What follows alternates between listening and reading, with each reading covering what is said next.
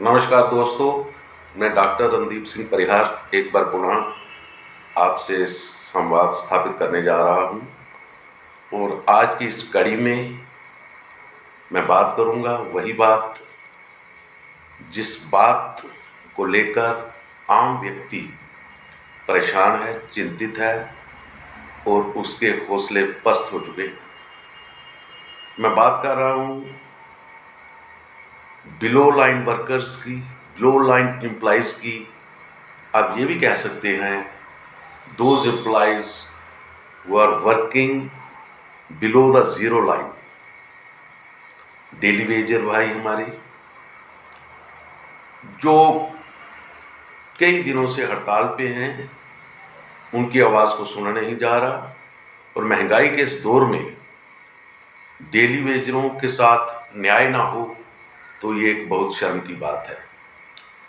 तो हमारी ये धारणा है, विचार है, सोच है कि जब तक हम बिलो लाइन पे जो काम करने वाले हमारे कर्मचारी हैं, चाहे वो डेली वेजर हो, सफाई कर्मचारी हो, कॉन्ट्रैक्चुअल मुलाजिम हो, आशा वर्कर्स हों, हमारे एनएचएम के एम्प्लॉइज़ हों, मनरेगा के साथ जुड़े लोग हों, जब तक हम उनके आय में वृद्धि नहीं करेंगे, जब तक हम उनके जो उनका काम है उसको मान्यता प्रदान नहीं करेंगे और उसको परमानेंट कैटेगरी में नहीं लाएंगे, तब तक डेवलपमेंट जो है वो डेवलपमेंट नहीं हो सकती।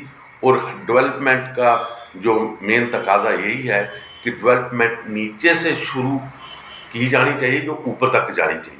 जो ऊपर स्तर लोग हैं उनकी डेवलपमेंट होनी चाहिए, उनके लिए भी पॉलिसीज आनी चाहिए, इसमें कोई दो राय नहीं।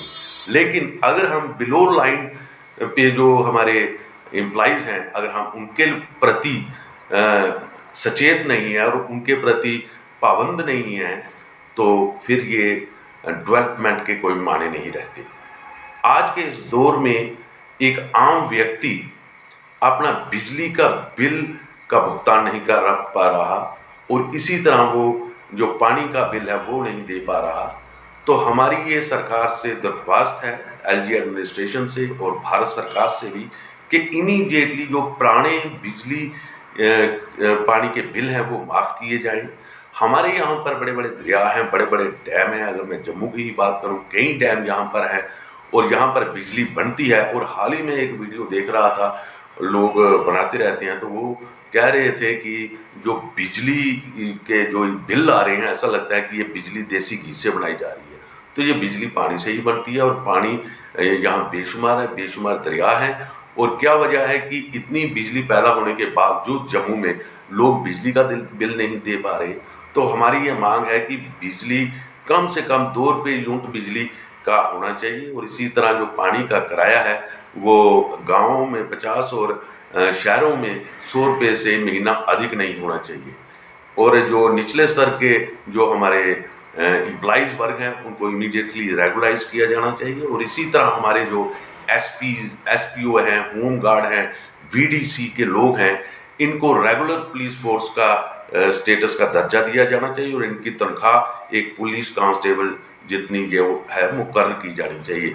इन्हीं अल्फाज के साथ अपनी मैं बात को समाप्त करने से पहले मैं सरकार से ये भी आग्रह करूँगा कि अब वक्त आ गया है कि महंगाई पर एक ज़ोरदार सर्जिकल स्ट्राइक की जाए और आम जो व्यक्ति है उसको सहूलियतें और रियायतें प्रदान की जाए और एक नेशनल लेवल पर एक हीलिंग टच की पॉलिसी लाई जानी चाहिए। और जम्मू कश्मीर, लद्दाख के लोग ये चाहते हैं कि उनके ज़मीनों पर और उनकी जो जॉब्स पर गारंटी का अधिकार मिलना चाहिए। 6 शेड्यूल स्टेटहुड का जो स्टेटस है लद्दाख को भी मिले, जम्मू को भी मिले और कश्मीर को भी मिलना चाहिए। इन्हीं अल्फाज के साथ मैं अपनी बात को यही समाप्त करते हुए आप सबको नमस्कार, जय हिंद और सलाम पेश करता हूँ।